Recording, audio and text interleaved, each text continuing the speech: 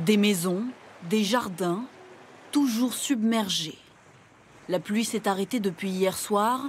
Pourtant, la commune de Wavran, au bord de l'Aa, est figée dans l'eau.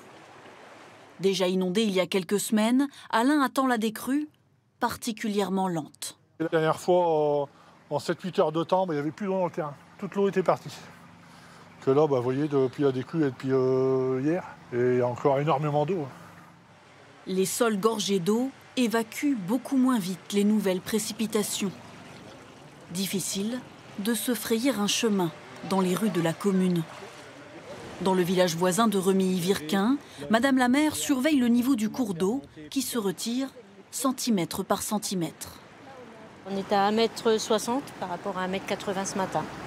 Donc ça semble descendre un peu, mais c'est encore fragile, je crois.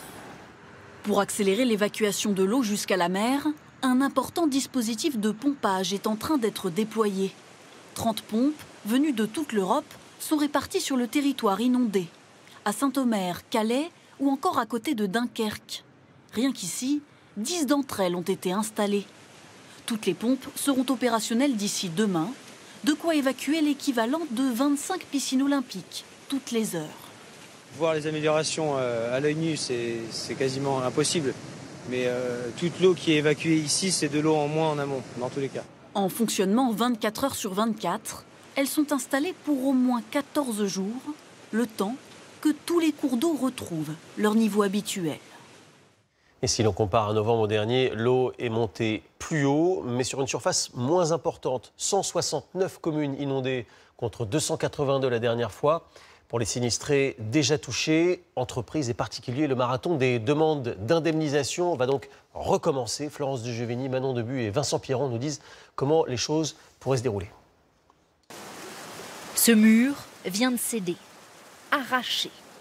Là se déverse désormais dans le jardin de Michel. La rivière, c'est puissant l'eau, hein. C'est vraiment puissant.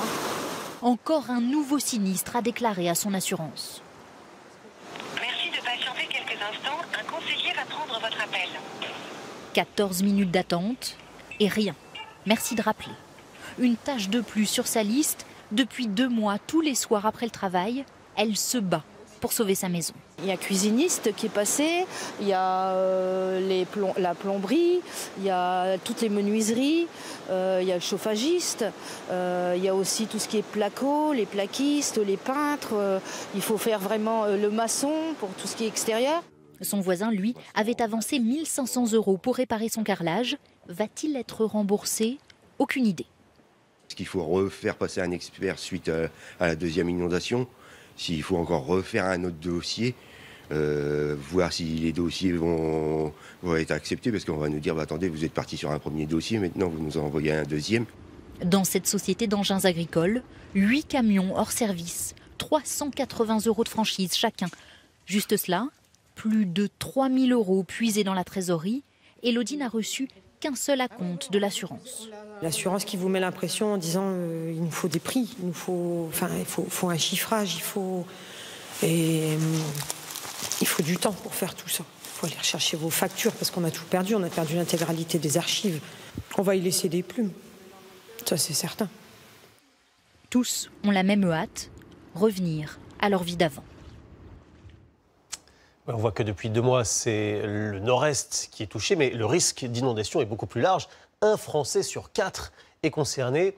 On se souvient notamment de ce qu'il s'était passé sur la côte d'Azur ou bien sur la côte atlantique après Xynthia. Lise Cloy, Anouchka Fliller et Marine Giraud ont voulu connaître les mesures prises depuis.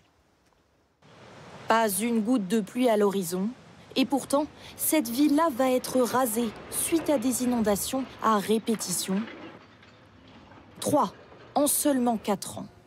Ce bien va être détruit dans les prochaines semaines. Comme vous le voyez, les travaux ont déjà commencé.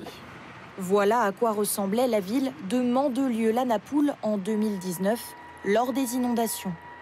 Depuis, le maire a pris une décision radicale, racheter le plus de maisons possible et tout raser.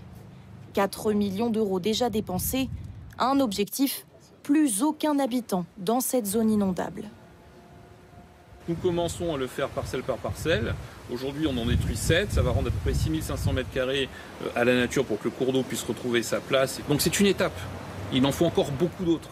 Des zones classées inondables par l'État, il en existe un peu partout sur le territoire français. Faudra-t-il un jour obliger 17 millions de personnes à déménager? Pas forcément. L'Association des maires de France propose certains aménagements. On peut avoir des choses très concrètes, comme par exemple faire des étages refuges, comme par exemple utiliser des matériaux qui seront moins fragiles, moins sensibles à l'eau, comme par exemple rehausser des prises électriques. Construire des étages refuges, c'est devenu une obligation à la Faute-sur-Mer, dévastée en 2010 par la tempête Xynthia. Depuis, le maire a construit de nouvelles digues, mais surtout, il s'est préparé à évacuer en urgence. On a un système qu'on a mis en place à travers un réseau de voisinage aussi, qui nous permet d'avertir tous ceux qui doivent être avertis. En France, près des 2 tiers des communes sont confrontées à des risques d'inondation par crue.